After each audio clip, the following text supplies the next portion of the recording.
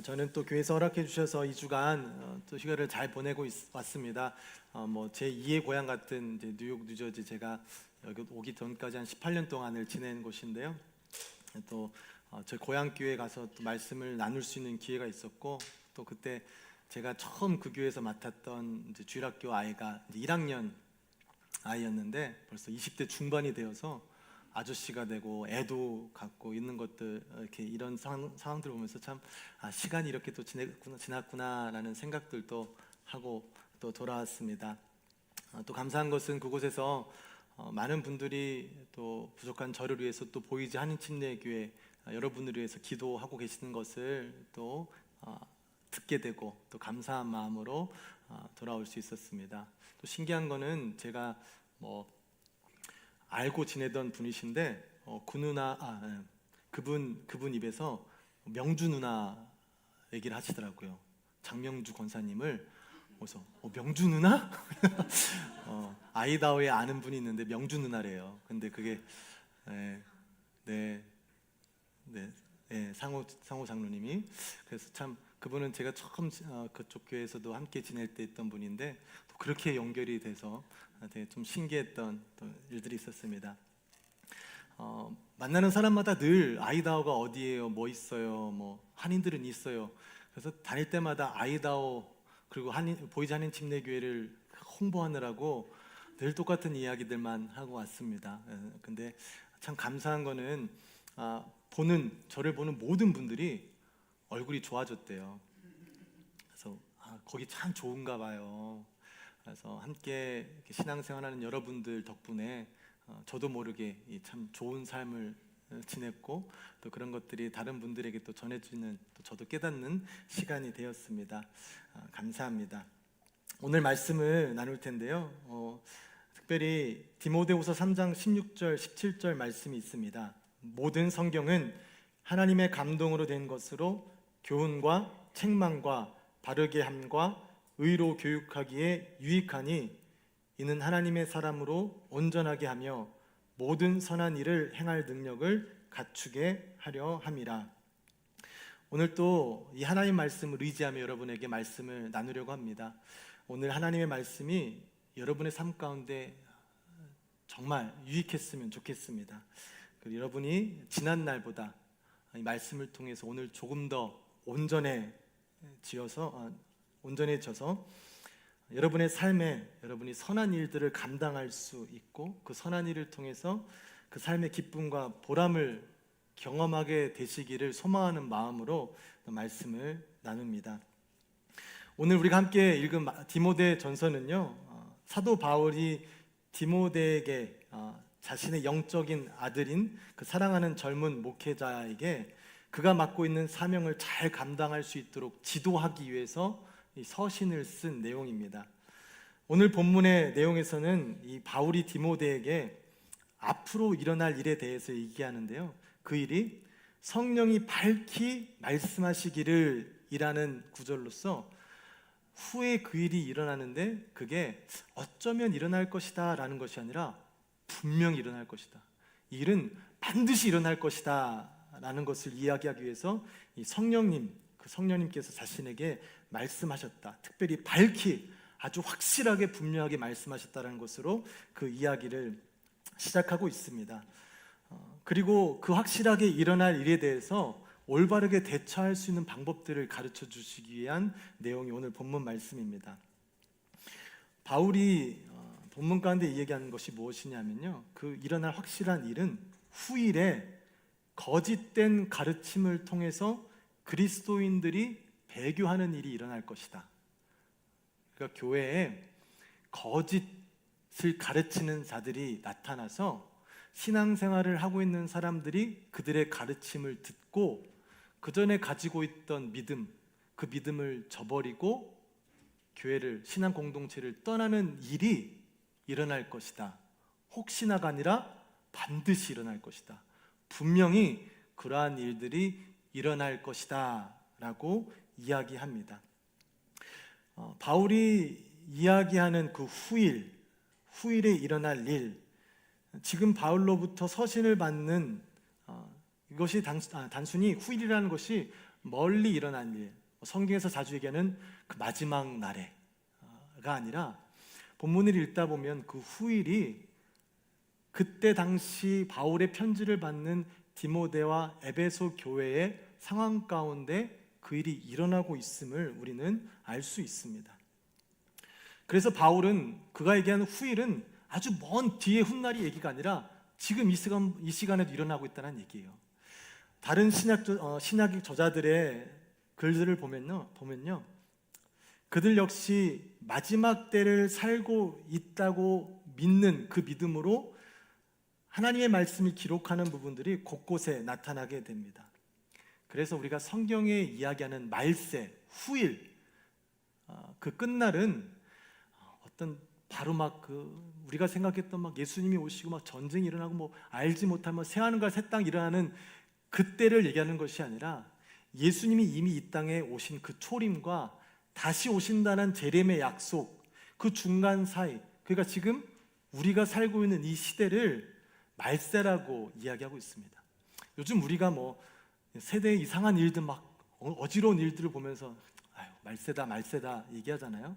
근데 그게 지금이 아니라 그 2000년 전부터도 벌써 그러한 징조들이 일어나고 있었고, 그때도 그리스도인들은 그 시간이 말세인 것처럼 생각하며 다시 오실 예수님으로 인해서 영적인 긴장감과 영적인 그 민감함을 계속해서 일깨우며 살아갔던 것입니다.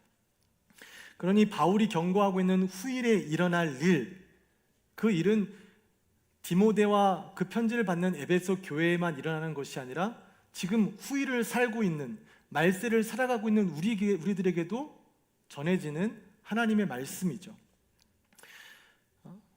바울이 이야기한 확실한 일, 그리스도인들이 미혹하는 영과 귀신의 가르침에 따라 믿음을 저버리게 되는 일, 이 일이 일어나게 되는데, 그렇게 될 일을 가르치는 거짓 교사들의 가르침이 그렇게 이상하게 느껴지진 않습니다. 거짓 교사들이 가르치는 두 가지가 오늘 본문에 있는데요, 첫 번째는 혼인을 금한다고 합니다. 두 번째는 어떠한 음식물은 먹지 말라고 합니다. 죄송한데 여러분 중에 혹시 결혼을 반대하시는 분 계신가요? 가끔 계시던데, 해보니 그렇게 내가 생각했던 것 같지 않더라. 굳이 결혼 그냥 못하면 안 해도 괜찮다 라는 식의 생각을 가지신 분 있지 않으신가요? 네, 있으시죠. 저도 들어본 것 같아요. 교회 안에서도 얼마든지 그런 생각을 가지신 분들이 있으시더라고요. 음식에 대한 것도 그렇잖아요. 우리가 단순히 불결하고 불결하지 않은 음식을 나누지 않지만 지금 세대에 살아가면서 어떤 음식은 먹을 만하고 어떤 음식은 먹을지 말아야 된다라는 것들, 건강적인 이유로, 여러 가지 이유로 우리가 나누고 있지 않습니까? 교회에서 누군가가 결혼을 금하고 음식을 먹지 말라는 것, 이게 좀 이상하긴 하지만 과연 이것이 예수님을 믿는 믿음으로부터 멀어지게 하는 가르침일까? 라는 생각을 할 때는 살짝 그럴 것 같진 않은데 라는 생각이 듭니다. 오히려 믿음을 저버리게 한다는 것은 뭔가 좀 유혹적인 것이 있을 것 같잖아요. 뭔가 하나님이 아닌 더 좋은 것, 물질, 아니면 이 땅의 어떤 어떤 세상의 쾌락, 교회에서는 신앙생활에서 맛볼 수 없는 어쩜 매력적인 것들을 유혹하면서 그것들로부터 가지고 있는 믿음을 저버리게 할 것 같은데, 바울은 믿음의 사람들이 예수님을 떠나 믿음을 저버리게 되는 그 이유가 결혼을 금하라는 가르침과 어떤 음식물을 먹지 말라는 가르침에부터 있다고 합니다. 우리가 그때 당시 에베소 지역을 생각해 보면 에베소는 이 상업이 참 발달한 도시였다고 합니다. 그 말은 많은 나라의 사람들이 그곳에 모이고 많은 문화들이 들어오는 곳이라고 이해할 수 있죠. 그때 당시 문화라 하면 당연히 문화는 종교와 연결되어 있었기 때문에 수많은 종교가 그 안에 있었던 것이죠. 그래서 화려하고 발달된 것 같아 보였지만 그 안에는 여러 가지 퇴락한 문화로 인하여서 사람들이 보기에 찌푸릴 수밖에 없는, 요즘 우리가 살아가는 시대에서 그런 일들이 많이 일어나듯이 그때 당시에도 그러한 퇴폐적인 문화들이 많이 일어나고 있었다고 합니다.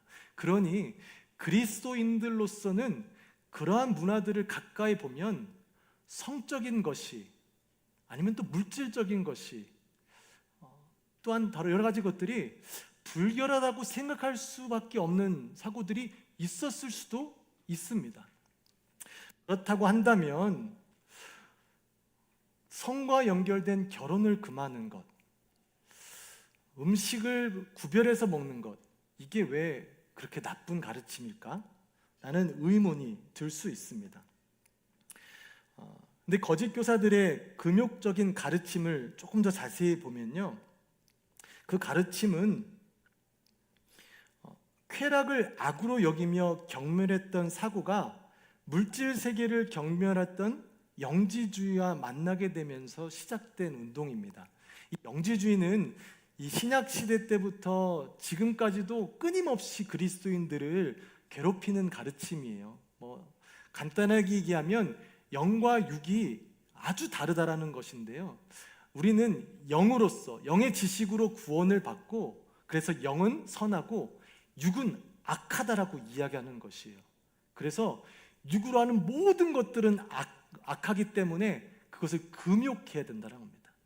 몸이 원하는 것들을 다 하면 안 된다는 거예요. 그래서 금욕주의가 그렇게 시작되게 됩니다. 이렇게 오랜 시간 영은 선하고 육은 악한 것으로 구별하는 사상으로 오랜 시간을 그리스도인들에게 혼란을 준 사상인데요, 이 영지주의는 얼핏 보면은 절제하는 경건의 모습 같아 보일 수 있어요. 야, 저 사람 대단하다, 영적인 욕망을 다 절제하고 살아가네 라고 할 수 있지만, 이 영지주의의 가장 큰 단점은 하나님께서 예수 그리스도를 통해서 우리에게 주신 은혜를 정면으로 거부하는 사상입니다. 하나님의 아들이신 예수님께서 이 땅에 인간의 몸을 입고 오신 것, 이 인간의 몸을 입고 하나님의 아들이 이 땅에 오셨다는 것을 받아들일 수 없는 사상인 것이죠. 그래서 복음을 정면적으로 거부하는 사상이 바로 이 영지주의입니다. 그리고 그 영지주의의 참 특이한 점은요, 그 영지주의의 영향을 받은 그리스도인들은 처음에는 금욕주의에 빠지게 됩니다. 근데 이어서 완전 정반대로 쾌락주의에 빠지게 됩니다. 금욕주의를 이것도 하면 안 된다고 살아갔는데 인간이 그게 안 되잖아요. 하다 보니까 어기게 되는 거예요. 내가 이제는 전화기를 안 보고 늘 성경만 읽겠다 다짐을 매일 하지만 매일 안 되는 거예요. 난 이제부터 술을 마시지 않고 늘 건강한 것만 마시고 믿지 않는 사람들보다 믿는 사람하고만 살겠다 한데 그렇지 않게 되는 거예요. 여러 가지 영적으로 나는 순수하고 고결하게 살아가겠다 다짐하지만 내 삶에서 보니까 그게 잘 안 되는 거예요. 그러다 보니까 어차피 육은 더럽고 악한 것이고 육하고 상관없이 영을 통해서 구원받는 것이니까 육은 뭐래도 상관없어 라고 생각하며 금욕주의가 갑자기 정반대의 쾌락주의로 바뀌게 됩니다. 금욕과 쾌락은 서로 상반되는 것 같지만 육신을 악하게 보는 영지주의의 관점에서는 마치 동전의 양면과 같은 결과였습니다. 금욕주의는 우리의 삶 가운데 어찌 보면은 선한 모습으로 비춰줄 수 있지만 그 행동을 통해 구원을 얻으려는 이 영지주의적 사고방식, 그래서 그것이 드러나는 현상으로는 금욕주의지만 때로는 쾌락주의에 빠져 살아갈 수밖에 없는 그 근본적인 악을 가지고 있는 사람들의 현상일 수 있습니다. 오늘 본문 말씀은 그러한 자들을 2절 말씀에 양심이 화인을 맞아서 외식함으로 거짓말하는 자들이라고 합니다. 이게 한 사람을 욕하는데 이렇게 길게 욕할 수도 있어요. 양심에 화인 맞은 자, 그것도 아니고 외식하는 자, 거짓말하는 자가 아니라 다 붙인 거예요. 양심의 화인을 맞아서 외식하며 거짓말하는 자들이 바로 이런 금욕주의적 삶을 살아가는 자들이라고 합니다. 화인을 맞다라는 것은, 화인이라는 뜻은요, 이 쇠를 뜨겁게 달구어서 예전에 가축이나 노예에 내 것이라고 낙인 찍히는 그런 것이라고 합니다. 근데 여기서 이 화인은 그러한 행동을 나타내게 한 것이 아니라, 그렇게 한번 낙인 찍힌 곳은 점차 딱딱하게 굳어지면서 그곳이 감각을 잃게 된다라는 것입니다. 그래서 이 화인 맞은 그런 것은 그 감각을 잃게 된 것을 표현하기 위해서 사용된 것인데요, 그게 무엇이냐면, 화인 맞은 자들은 자신은 그렇게 살지도 못하면서 자신의 모습을 숨긴 채 거짓으로 가르침을 하는 자들이 바로 양심의 화인을 맞아서 외식함으로 거짓말을 하는 자들이라는 것입니다. 많은 부모님들이 공감하실지는 모르겠지만 저는 그래요. 아이들을 위해서 하는 말이지만 저는 꼭 그걸 지키지 못할 때가 있습니다. 손에 전화기 말고 책을 들고 다녀야 시간이 나면 책을 읽지, 시간만 나면 전화를 하면 어떡해? 제 손에도 전화기가 들려 있습니다. 힘들 때마다 하나님 의지해야지, 하나님 기도해야지, 하나님께 기도해야지, 말은 할 수 있지만 정작 내가 힘든 상황에 부닥치면 때로는 기도하기도 힘들고 낙심하고 어려움에 빠질 때가 있습니다. 우리들은 때로는 나 스스로도 지키지도 못할 일을, 내가 하지도 못하는 일을 누군가에게 가르치며 충고를 하게 됩니다.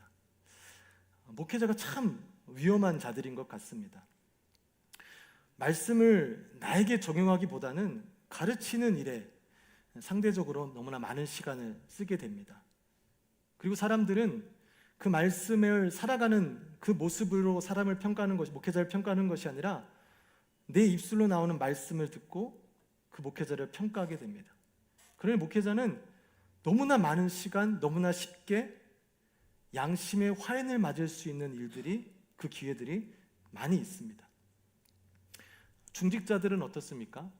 교회를 오래 다니신 분들, 정말 습관과 같이 교회를 다니시는 분들, 말씀도 이제 웬만하면 뭐 다 들어서 대충 아는 분들, 아무리 말씀을 들어도 여러분 삶에 변화가 일어나지 않는 일들 경험하지 않습니까?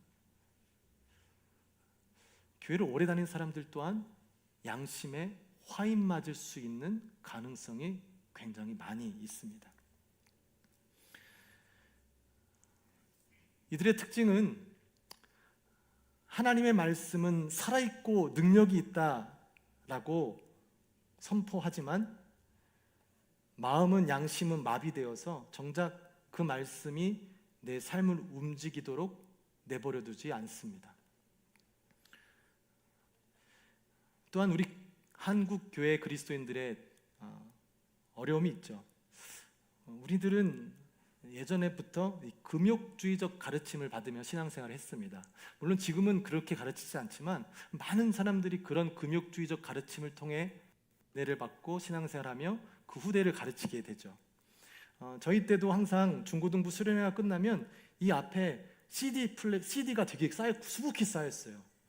그리스도인들은 그 하나의 입술로 하나님만 찬양하지 가수들이 부르는 찬양을 따라 부르면 안 된다, 그거는 죄라고 하면서 항상 이렇게 수련회 끝나면 막 CD, 그것도 막 옛날 되게 비쌌는데 그 산 거를 꼭 수련회 끝나면 갖다 내고 시간이 지나면 또 자기 돈으로 쓰고 사는 이런 일들이 반복됐었습니다. 옷 입는 것도 얼마나 규제가 심했는지 몰라요. 뭐 여자분들, 옛날에 어른들 제 기억으로는 뭐 바지 입으면 안 된다, 교회에서. 여자들은 늘 긴 치마를 입고 교회에 나와야 된다. 뭐 청바지 찢어진 것도 입으면 안 된다. 하여튼 여러 가지, 머리 염색하면 죄인이고, 남자가 머리 기르면 죄인이고, 하여튼 여러 가지 규제들이 많이 있었습니다. 연애도 하지 말라고 가르침을 배웠습니다. 근데 뭐 그런 그게 뭐 자기 스스로 되나요? 그래서 하다 보니까 몰래 연애하다 걸리면 막 교회 떠나기도 하고, 이게 엉망진창이, 이게 사람의 힘으로 할 수 없는 일인데 막 다 하면 안 된다, 무조건 하면 안 된다라는 거. 이것도 하면 안 되고 저것도 하면 안 되고, 은혜 받으면 신학교 가야 되고 목사 돼야 되는 거, 선교사 돼야 되고, 이 은혜를 받는 길이 굉장히 좁은 길로 정해져 있었습니다. 하지 말아야 될 것들이 너무나 많았어요. 그러다 보니 신앙생활을 잘하는 사람들을 보면 뭔가 모르게 답답하고 갇혀있는 삶을 살아가게 됩니다. 어찌 보면 제 삶에도 그런 잔재들이 많이 남아있을 것 같아요. 여러분들한테도 그럴 수도 있죠.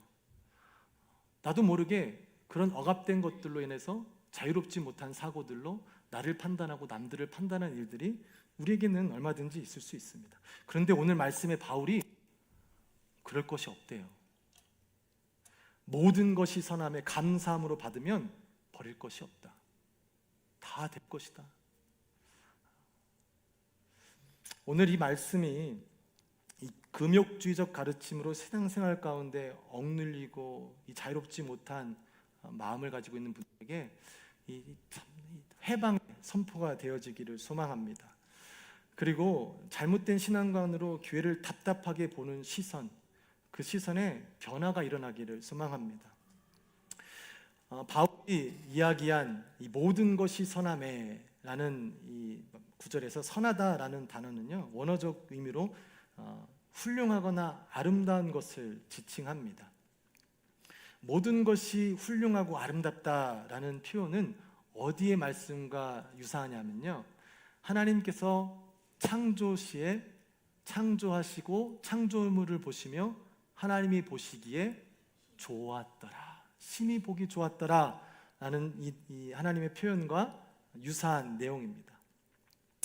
그러니까요, 바울이 이 땅에 있는 모든 것은 선한 것인데 그 시점을 이야기하는 것은 지금 이 땅 가운데 있는 그 모든 것이 선하다라는 것이 아니라 이 모든 것들의 기원, 이 시작이 선한 것이라고 말씀하고 있는 것입니다. 그런데 이 선한 것은 죄로 인하여 지금 타락되어 왔다.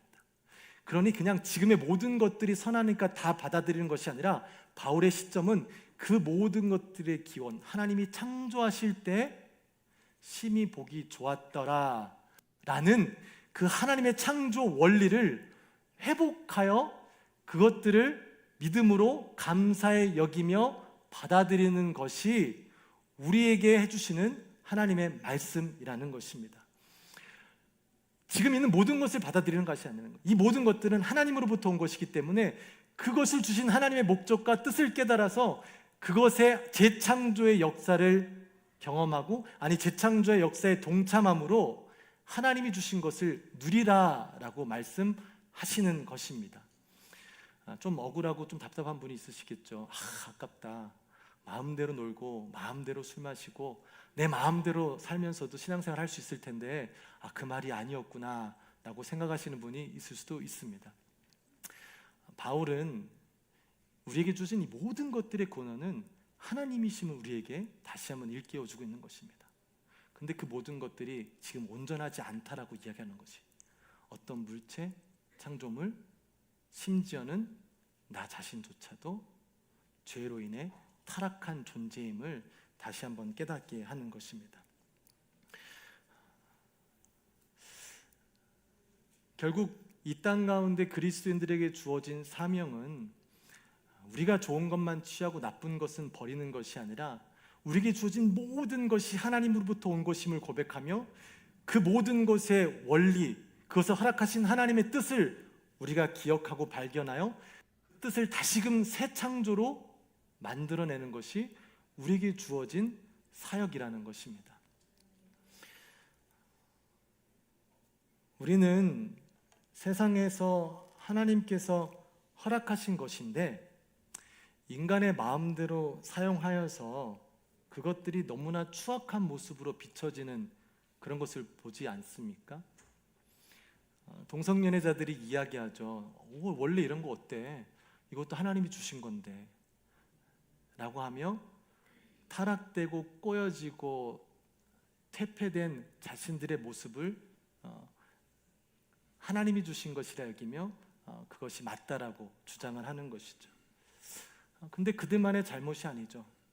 우리들도 똑같은 일을 하고 있지는 않습니까? 나 원래 이랬는데 어떻게 해? 내 성격이 원래 이렇게 이래. 나란 사람이 그런데 뭐 어떻게 하겠어? 라고 하면서 지금 내가 죄로 인하여 타락되어진 나의 잘못된 성품과 나의 모든 것들을 인정하며 살아가고 있는 일들이 우리의 삶 가운데는 있지 않습니까? 하나님께서는 우리가 하나님을 만남으로 그 타락된 것들을 말씀을 통해 깨닫게 하시고 그 허락하신 하나님의 원래 의미를 깨달아 그쪽으로 돌아가기를 원하시는데, 우리는 그 원리를 깨닫지 못하고 원래 이래, 나는 나야 라고 생각하며 얘기하며 스스로를 그 말씀으로 변화시키는데 자신을 내어놓지 않고 있습니다. 하나님께서는 말씀으로 우리를 깎아내시고 변화시키셔서 하나님이 원래 창조했던 심히 보기 좋았더라고 스스로 고백하셨던 그 모습으로 우리를 만들어 가시고 계십니다. 그 하나님의 일에 하나님께서는 우리도 동참하기를 원하십니다. 말씀으로 내 삶을 돌아보며 그 말씀으로 나의 잘못된 무엇을 깎아내며 하나님이 내 삶의 주인이 되셔서 우리를 변화시키시도록 그 거룩한 일, 재창조의 역사에 우리가 참여하기를 하나님은 원하십니다. 그런데 죄성을 가지고 살아가는 우리들에게는 그 일들이 참 쉽지 않아요. 어찌 보면 변하지 않으려는 것이 당연한 일이에요. 그러다 보니 변하는 것은 너무 힘들어서 그 변하는 일에 거부하는 일들이 우리의 삶 가운데 드러나게 됩니다. 여러분, 교회를 다니는 것 왜 다니십니까? 예배를 다니시기 위해서? 여러분의 신앙을 지키기 위해서? 죽음의 이후에 천국에 가기 위해서? 하나님께서는 교회에 우리를 보내신 이유는 교회 공동체의 한 몸이 되기 위해서 이곳에 보내신 것입니다. 너가 아니라 공동체를 위해 보내신 것입니다. 그래서 교회를 다닌다라는 것은 내가 원하는 것을 얻는 것이 아니라 내가 그 공동체에 들어가서 그 공동체의 부족함을 발견하고 그 부족함에 내가 그것을 헌신함으로 공동체를 이전보다 더욱더 건강하고 아름답게 만드는 것이 하나님께서 우리를 믿음의 공동체, 신앙 공동체에 보내신 이유이십니다. 그런데 어떻습니까? 요즘 세대는 우리가 교회를 고르는 조건이 뭐죠? 교회가 조금 커야 돼요. 시설도 좋아야 돼요. 찬양팀도 좋고 목사님도 설교를 잘해야 돼요. 왜? 그게 나한테 좋으니까. 나한테 좋은 이유들을 찾아내면서 교회를 고르게 됩니다. 하나님께서 나를 부르셔서 이 공동체를 어떻게 더 건강하게 세우기를 원하시냐 생각하는 것이 아니라 나한테 맞느냐 맞지 않느냐로 교회를 선택하며 신앙생활을 하게 됩니다. 그러다 보니 내 기준에 맞지 않는 부분들이 생겨나면 그것들을 지적하는 일에 나의 힘을 쓰게 됩니다.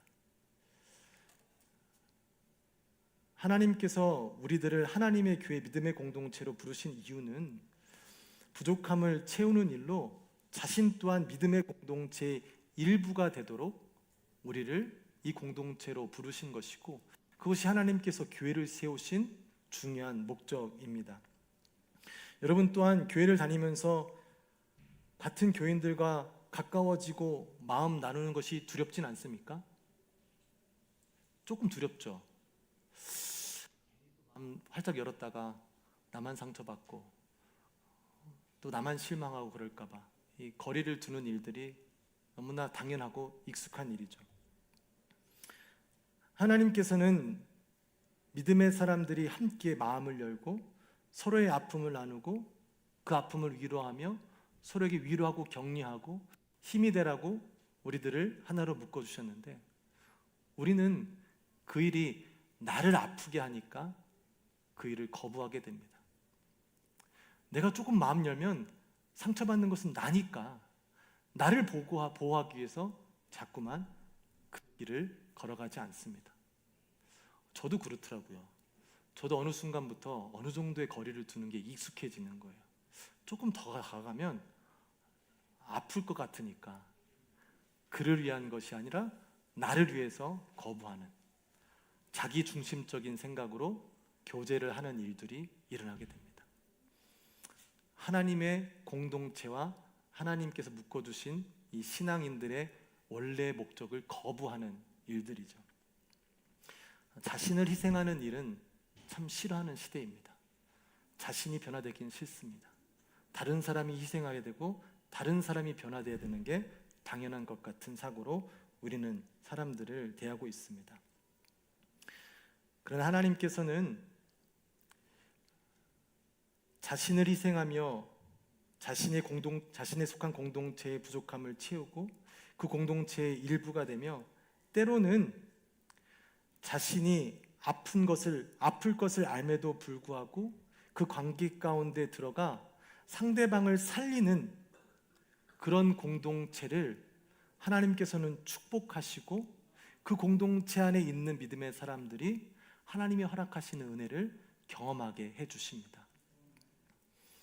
나를 희생하는 것 같지만 그것이 오히려 나에게 유익이고 또 하나님이 주신 복을 누리는 방법인 것입니다. 가정도 그래요. 시간이 지나면서 부부관계가 그럭저럭 그래지잖아요. 그러니까 나중에는 아유야 사람 별거 없으면 그냥 결혼하지 마, 그런 이야기도 나갈 정도로 부부관계가 서먹서먹해지는 게 당연한 거잖아요. 제가 교회에서 너무나 싫었던 얘기가 그거예요. 우린 너무 좋아요. 젊은 사람들이 그러면 어른들이 그래요. 몇 년이나 됐나? 한번 더 살아봐. 그럼 당연히 부부관계가 서먹서먹해지고 좋지 않을 거라고 가르쳐 주는 거예요. 왜 그런 가르침을 그리스도인들의 선배들이 후배들에게 가르쳤는지를 너무 답답한 거예요. 물론 늘 행복하고 서로를 사랑하는 것이 힘들겠지만 가정의 목적과 목표는 하나님이 주신 것이어야 되잖아요. 끝날까지 아내를 사랑하라. 끝날까지 남편을 존중하라. 서로를 존중하고 살아가는 것이 하나님의 목적이고 하나님이 말씀하시는 건데 그건 저 뒤로 가 있는 채 당연한 것. 아유 뭘 서로 사랑해, 그냥 정으로 사는 거지. 그렇게 우리가 현실에 스스로를 내놓으며 하나님의 말씀하고는 전혀 상관없는 그냥 현실에 맞는 당연한 삶들을 살아가는 것이 우리들의 모습 아닙니까? 세상의 문화도 그렇습니다. 우리가 때로는 숨어서 즐길 것들도 있고 때로는 내가 싫어하는 것들은 멀리 하며 그것이 나의 거룩함을 드러내는 것이라 사람들에게 나타내기도 합니다. 하나님께서는 어떠한 문화도 우리에게 가리라기보다는 그 모든 것들 가운데 하나님께서 원하시는 것들을 말씀을 통해서 발견하고 그것을 감사함으로 받아서 하나님께서 거룩하게 해주신 것들을 즐기라고 말씀해 주시는 거예요. 저도 제 사고방식은 왠지 모르게 옛날부터 교회에서 돈 많으면 뭔가 죄인 같은 느낌이 있었어요. 근데 한편으로는 정말 돈이 많은 선한 그리스도인들이 많이 있겠다라는 마음이 있는 거예요. 왜 돈을 가진 사람들이 꼭 악한 삶을 살아내서 돈을 가진 게 악한 것처럼 보이는지, 왜 목회자들도 갑자기 한순간 돈이 많아지면 그 돈을 어떻게 쓸 줄 몰라서 하나님의 목적을 몰라서 자신만을 위해 쓰다가 그게 부패가 되고 비리가 되는 일들까지 가게 되는지, 왜 하나님 믿는 사람들이 하나님 축복해 주셔서 많은 물질을 가졌는데 그 물질을 어떻게 사용할지 몰라서 엉뚱한 것에 쓰다가 하나님 주신 기쁨보다는 오히려 자신의 삶이 망가지는 일들을 경험하게 되는지, 우리 믿음의 사람들이 세상 곳곳에서 여러 분야에서 성공하고 그 안에서 하나님의 문화를 만들어내는 일들이 일어나기를 소망합니다. 돈이 많은 사람들은 어떻게 해야 하나님께서 원하시는 그 물질을 사용하는 것인지 그대로 듣고 그렇게 사용하며, 또 세상에서 여러 가지, 여러분들 또 우리끼리 이야기하기는 그렇지만 우리 나름대로 다 지성인들, 엘리트들 아닙니까? 다 똑똑하신 분들이잖아요. 저는 또 어느 교회보다도 우리 권사님들처럼 영어 잘하는 분들 계시는 데는 많이 못 봤어요. 얼마나 다 똑똑하고 지성인들이십니까?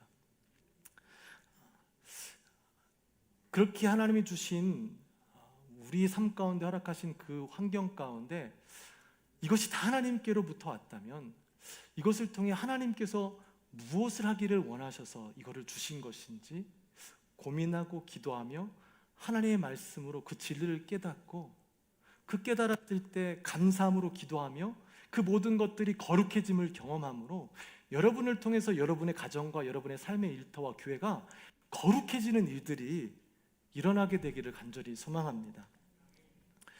이 일들 쉽지는 않습니다. 정말 어렵죠. 그러나 예수님께서 이 일을 우리 때문에 먼저 행하시지 않으셨습니까? 전혀 그러실 필요가 없는 분이, 당연히 하나님 우편에서 편안히 계셨던 분이 당연한 것을 거부하시면서 하나님의 아들됨을 거부하며 이 땅에 육신의 몸을 입고 하지도 않으셔도 될 일들을 감당하시게 됩니다. 희생하는 겁니다. 사랑하기 때문에. 그리고 그 희생을 통해서 누군가를 살리시는, 우리를 살리시고 그리고 말씀하십니다. 나랑 같이 이 일에 동참하자.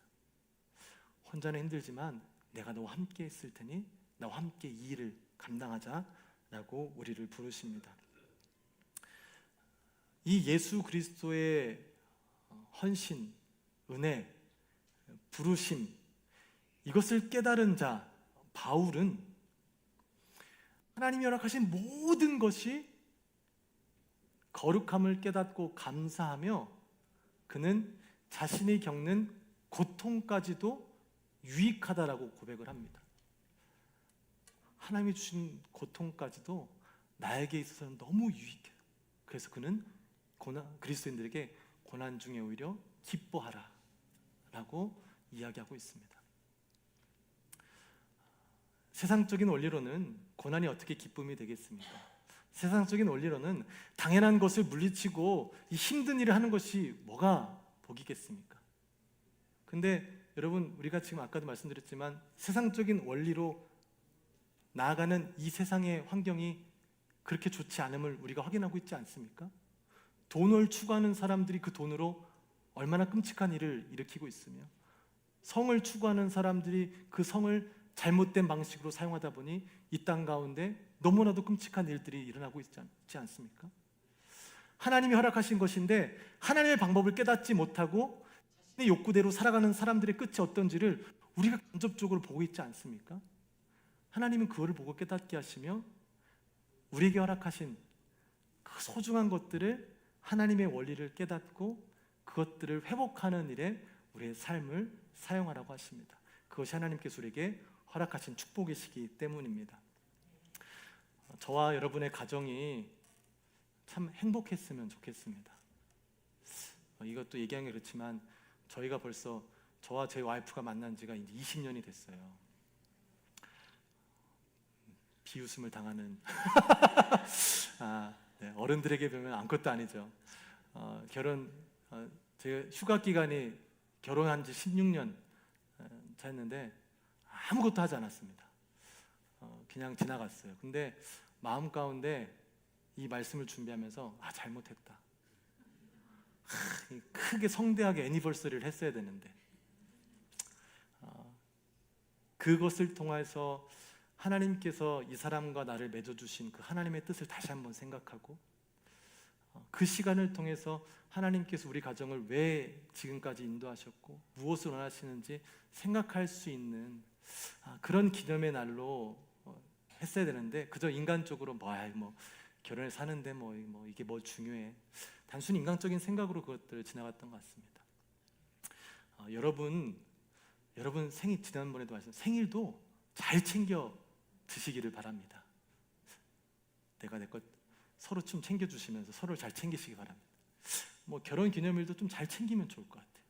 그게 단순히 내 거니까 지금 내가 즐길 것인 것이 아니라 나에게 생명을 주신 하나님을 생각하며 그 하나님의 목적을 다시 한번 떠올릴 수 있는 계기, 우리에게 주신 이 가정, 하나님이 왜 우리에게 이런 가정을 주셨을지 다시 한번 생각하면서 우리의 뜻대로 살아가는 것이 아니라 그 하나님의 뜻을 기억하며 하나님의 뜻대로 우리의 가정을 이끌어가는 그런 계기. 올해 교회 40주년을 맞이하면서 우리가 지나가지만 제 성격상은 아무것도 안 하는 게 저는 좋아요. 근데 그게 아닌 거예요. 제 성격인 거예요. 40년 동안 40년 전에 그 아무것도 없던 곳에서 하나님 교회를 세우시고 정말로 힘든 상황 가운데서 교회를 닫지 않으시고 지금까지 인도하신 그 하나님을 기념할 수 있는 아주 좋은 시간인 거예요.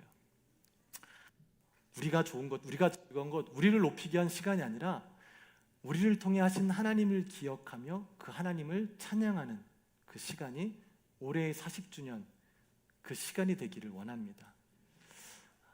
이 모든 것들의 기념을 우리가 놓치지 않았으면 좋겠어요. 그리고 우리에게 허락하신 그 하나님을 생각하며 오늘 바울이 이야기한 고백, 나에게 있는 모든 것이 버릴 것이 하나 없다.